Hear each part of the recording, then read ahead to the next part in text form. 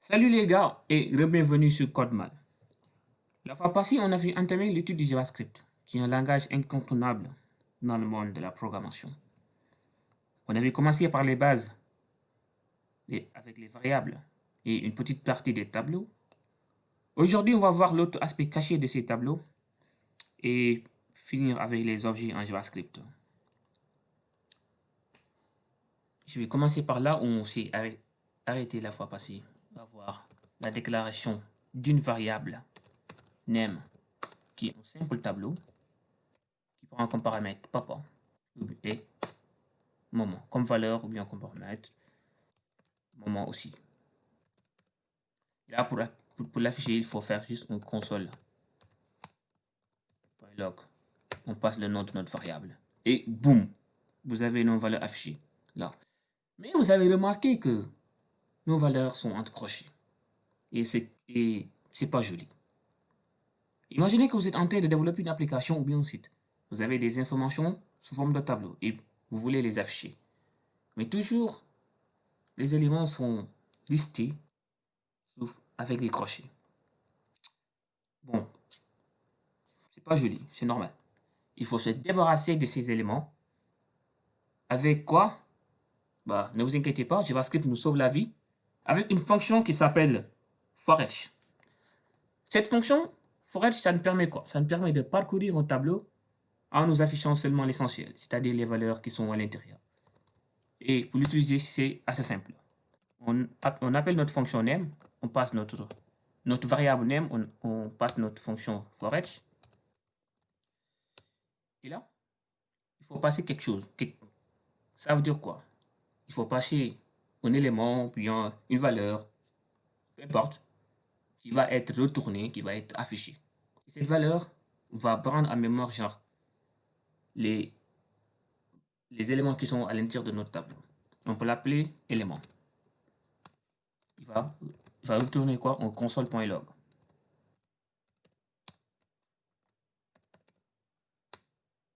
Et là, on va passer quoi? Élément, c'est normal. L'élément qu'on avait déclaré là, on va faire passer. Et là, boum! Papa et maman est listé. Désolé. Papa et maman est listé de manière... Attends, excusez-moi, voilà, c'est bon. Papa et maman est listé de manière assez jolie, voilà. Et on va faire un exemple encore avec test. Qui est un tableau simple avec comme valeur des chiffres 1, 2, 3. On va l'afficher juste avec un test.forEach.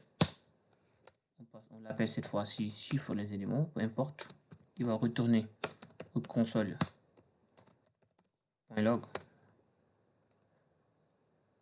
On passe notre chiffre à l'intérieur et boum, vous avez les chiffres qui sont listés là. C'est bien. Maintenant, on peut parcourir des tableaux avec forEach, c'est simple. Et on va voir l'autre aspect des tableaux, c'est-à-dire les maps et les sets. Qu'est-ce que c'est que les maps? Les maps, ce sont des tableaux, mais cette fois-ci ordonnés. D'où on peut passer des identifiants pour identifier chaque élément qui est sur notre tableau. Et les sets sont des tableaux de manière désordonnée. Allons voir les maps. Pour déclarer un tableau sous forme de map, sous forme de liste ordonnée, avec des identifiants d'abord, on va appeler notre fameux let pour déclarer une variable. Cette variable est name. Maintenant, il faut appeler notre fonction map avec new map. Et vous allez appeler des crochets. Et à l'intérieur, on peut appeler par exemple papa. Vous allez voir. Error, c'est-à-dire papa n'est pas un objet d'itération. C'est normal. Donc, plus à faire, il faut encore déclarer un autre crochet à l'intérieur. Et cette fois-ci, on passe notre papa à l'intérieur. C'est normal, il affiche rien, mais il n'y a pas d'erreur. Et là, pour afficher notre papa, il faut utiliser, c'est-à-dire les boucles, comme dans tout autre langage. Cette fois-ci, ces boucles sont un peu différentes. Et là, il faut faire une boucle for. On appelle notre famolette. On passe quelque chose, c'est-à-dire les valeurs ou bien l'élément, tout ce qu'on veut lister. Ça peut prendre n'importe quel nom. Moi, je vais nommer ça valeur of name. Ça veut dire quoi? Ça veut dire que pour chaque valeur de nom, c'est-à-dire la valeur là, va être remplacée par papa ou bien tous les éléments qui seront sur notre map. Donc, quand on lui dit d'afficher valeur, et boum, là, il affiche notre papa qui est à l'intérieur. C'est assez simple, mais voilà, c'est un peu difficile comme conception. Et là, on peut ajouter, par exemple, d'autres valeurs avec d'utiliser d'autres éléments. Ici, on peut faire encore un crochet. Cette fois-ci, ça prend comme valeur moment. Et boum, là, vous avez moment qui est acheté. Et vous avez vu que c'est pas assez joli d'avoir toujours encore ces crochets. Il faut se débarrasser de ces crochets qui nous pourrissent toujours la vie. Encore pour ce faire, JavaScript nous sauve. C'est assez simple. Vous voyez notre valeur là. On va juste mettre crochet ici. C'est-à-dire, attendez, c'est normal qu'il affiche des erreurs. Et boum, on met crochet. Valeur entre crochets. Et boum, il nous affiche nos valeurs sans les crochets. Ce qui est magnifique. Et là, allons voir, c'est-à-dire les maps avec des identifiants. Et comment c'est assez simple et c'est incroyable d'afficher des éléments juste avec leur identifiant. Déclarons une variable test. Cette fois-ci qui est toujours un tableau map. Et il ne faut pas oublier ce crochet. Cette fois-ci, on va mettre encore crochet. Et là, on va passer 1 devant. Le 1, c'est l'identifiant de l'élément, virgule. Et là, c'est la valeur qu'il faut. C'est-à-dire, cette fois-ci, ça prend, par exemple, Lyon. Voilà. On déclare encore d'autres avec les crochets. Comme identifiant 2, cette fois-ci, comme valeur change. Voilà. Et là, comment il faut faire? C'est assez simple. Afficher les éléments juste avec les identifiants. C'est simple. On va faire un console.log. Et à l'intérieur, vous faites quoi? Vous appelez votre fonction, votre variable test. Vous faites test. Point. Get. Get, ça veut dire obtenir. Get en anglais, ça veut dire obtenir quelque chose. On dit test.get, entre crochets, 1. On passe notre identifiant 1 et là, boum, vous avez vu, Lyon, il est là. C'est simple, assez simple même. Et là, si on veut notre deuxième élément, on passe son identifiant 2 et boum, là, vous avez chance. C'est incroyable. Et là, je vais vous montrer l'autre aspect magnifique et incroyable des tableaux. Ça veut dire la fusion. On peut fusionner des tableaux maps. C'est-à-dire, on peut déclarer des variables qui sont des tableaux maps qu'on va fusionner et après à la fin, l'afficher. Qu'est-ce qu'on va faire? On va faire, par exemple, let fusion. Cette fonction, on va l'appeler fusion, qui va regrouper deux tableaux maps. Toujours, il faut faire new map parce que notre fusion doit être un tableau map aussi. Et là, on fait encore les crochets. Au lieu de déclarer des variables, on va prendre name, notre variable name et notre variable test. qui sont des tableaux map qu'on va fusionner ici. Qu'est-ce qu'on va faire? On va faire une copie de chaque tableau. Et pour faire une copie de manière plus simple, ou bien avec le JavaScript moderne, ce qu'on appelle l'ECMAScript, il faut faire 3 points. 3 points, on appelle le nom de notre variable, name. Donc là, il a fait une copie de notre variable. Et là, on passe encore, excusez-moi, virgule, 3 points. Il va faire pour test aussi. Et là, boum. Là, il a fusionné ça. Ce qui est incroyable. Et comment on va faire pour afficher les éléments et fusionner ici? Mais ce qu'on veut, c'est que on veut afficher les éléments fusionnés, c'est-à-dire notre variable fusion, en se basant toujours sur les identifiants des éléments. C'est banal. On va faire au console.log, comme je vous l'avais montré, fusion. Cette fois-ci, .get, toujours. On passe l'identifiant 1. Et là, boum, il nous affiche toujours Lyon. Parce que sur notre fusion, l'autre tableau n'a pas d'identifiant, mais l'autre tableau test, lui, il a des identifiants. Et l'identifiant 1 correspond à notre valeur Lyon. Et l'identifiant 2 correspond à notre valeur chaîne. Et là, quand on appelle notre identifiant 1, c'est normal qu'il affiche Lyon. Et c'est assez simple. Si on veut notre valeur change, on va passer l'identifiant change et là, boum, il nous affiche change. Voilà. Fusionner des tableaux, créer des tableaux maps et les appeler ou bien les lister avec leurs identifiants, c'est assez simple. Et là, allons voir les fameux sets. Comme avec les maps, il faut déclarer des variables. Une variable name, par exemple, cette fois-ci encore. J'aime bien name, hein, parce que c'est assez simple comme notre variable. Et là, on fait set, cette fois-ci aussi en majuscule. Excusez-moi. On passe encore, cette fois-ci, les éléments comme papa. Par exemple, moment. Non. Vous avez remarqué quelque chose? Tout à l'heure, avec les maps, on ne pouvait pas venir automatiquement déclarer ou bien mettre ici des valeurs sans mettre chaque valeur entre crochets. Et voilà, avec les sets, il l'accepte. Ce qui montre que des sets sont des genres de tableaux qui font le « je m'en fous ». Moi, je prends n'importe quel élément que vous me donnez.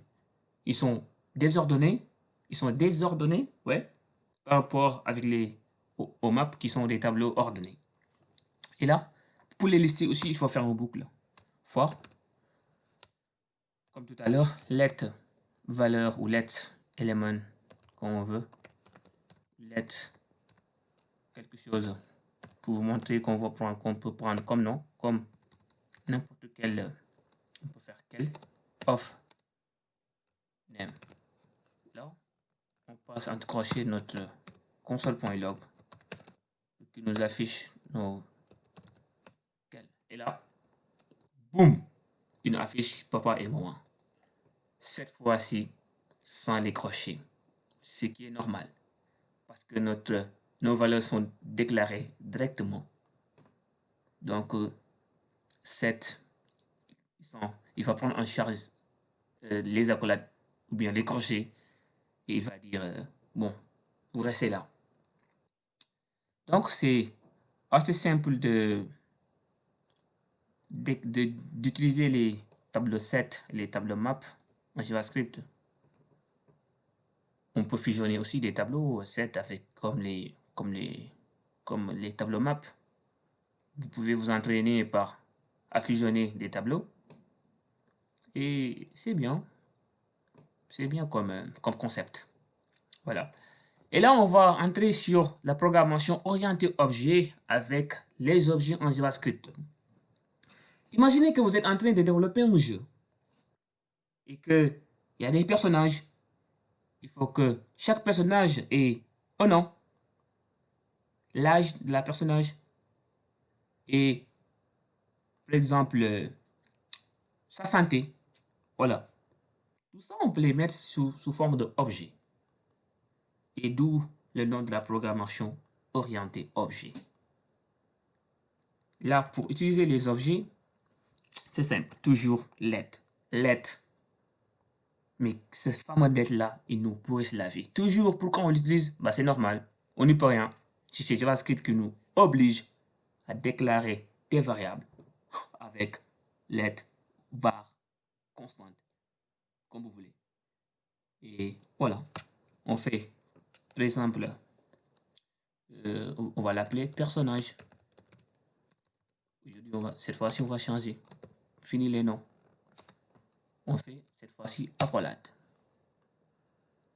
Let personnage égale accolade. C'est fini? Bah non. Il faut écrire quelque chose. C'est-à-dire, par exemple, on peut dire le nom. Deux points. C'est, par exemple, on peut mettre Dora.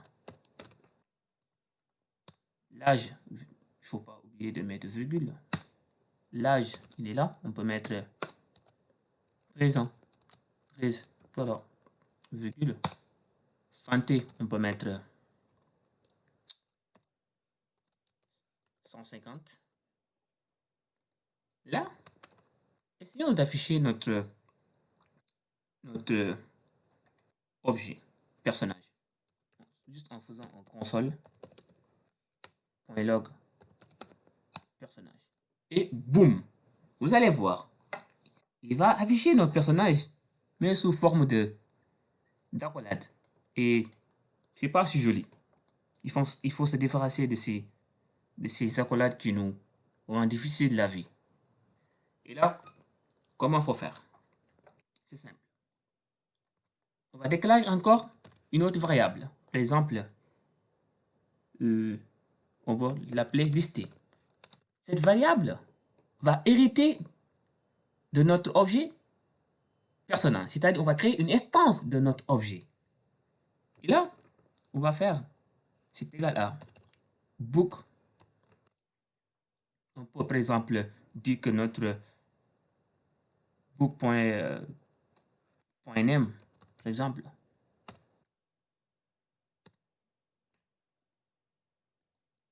là, désolé, c'est pas book, c'est personnage.name, ouais. C'est-à-dire, notre variable listée va hériter de personnage.name, c'est-à-dire le nom de notre personnage. C'est Dora. Donc, quand on essaye de afficher listé, console.log listé, et boum, là, il nous affiche notre Dora qui est là. C'est assez joli et assez simple. On peut le faire avec le nom, l'âge, peu importe. Et c'est joli. Essayons de faire quelque chose. Au lieu de faire personnage.name, on fait personnage. C'est la même chose. Il ne va jamais enlever les accolades. Donc, il faut appeler quelque chose que vous voulez.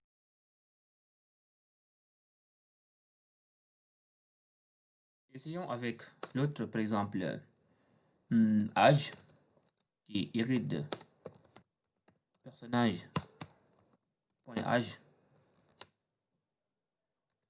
Excusez-moi. Et là, il va nous afficher 13. Pourquoi? Parce qu'ici, on avait choisi personnage.âge. Donc, c'est lui qui est appelé, c'est-à-dire la variable qui hérite de personnage.âge. Si on veut, on peut l'enlever. Il ne va rien afficher parce que listé n'existe pas. C'est normal. Et quand on dit âge, boum, là, il affiche notre âge. Et voici ce qu'il fallait comprendre aujourd'hui. C'est avoir les tableaux avec les maps, les sets et les objets qui sont assez simples. Bon, on s'arrête là pour aujourd'hui.